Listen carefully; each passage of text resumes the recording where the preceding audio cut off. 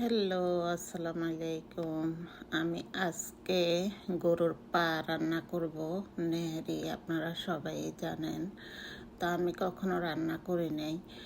তা আমি এখানে ভালো করে ধুয়ে পরিষ্কার করে নিয়েছি। একদম একসাথে সব দিয়ে রান্না করব আজকে। তো আমি এই পায়ের সাথে আমি দিয়ে দেব হলুদ, মরিচ, আদা, রসুন, মানে ঘরে থাকা যা গরম মশলা, যা যা মশলা আছে সব দিয়ে দিব। দিয়ে আমি একসাথে বসাই দিব। তো এই তো অনেকে অনেক রকম করে রান্না করে, আসলে আমি একদম ইজিভাবে রান্না করতেছি।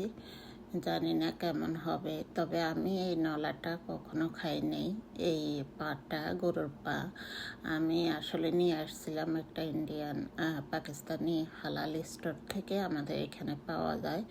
তো আমি এখানে কুটকুটি, ওই যে নলার মধ্যে একটু কুটকুটি থাকে, সেই জন্য আমি নিয়ে আসছিলাম। কিন্তু আসলে দেখি যে অনেক তেল, আমি আসলে খাইতে পারি নাই, মানে ভীষণ তেল ছিল।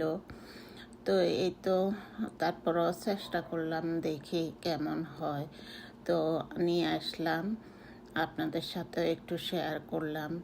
তো আমি রান্না করছি, খারাপ লাগে নাই, ভালোই হয়েছে।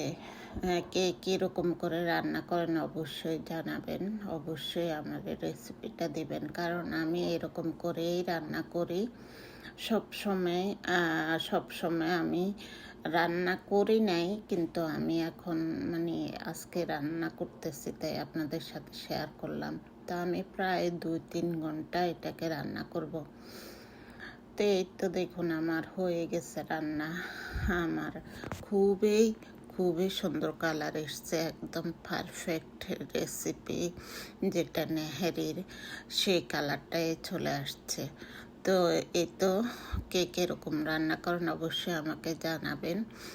আর এখন আমি আমার হাজব্যান্ডকে দিব, সে খেয়ে টেস্ট করবে। ও আসলে রুটি দিয়ে খাবে, রুটি নিয়েছি ওর জন্য, তো রুটি দিয়ে খাবে। তো আসলে আমিও পরে ভয়েস ওভার দিচ্ছি। তো আপনাদের যদি ভালো লাগে অবশ্যই লাইক, কমেন্ট, শেয়ার করে আমার পাশে থাকবেন।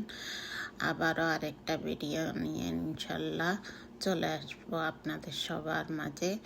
তো এই রেসিপিটা কেমন লাগলো অবশ্যই সবাই জানাবেন এবং সাথেই থাকবেন। সবাইকে আবারও শুভেচ্ছা এবং ধন্যবাদ। Thank you.